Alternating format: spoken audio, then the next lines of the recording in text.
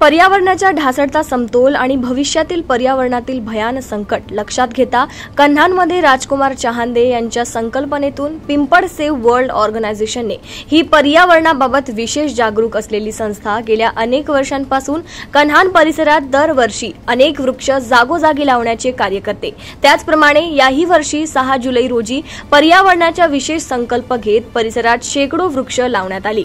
पिंपळ save world ऑर्गनायझेशनने यावर्षी अनेकांची मदत घेत एक मोठा सामाजिक संदेश सगळ्यांपुढे ठेवलाय।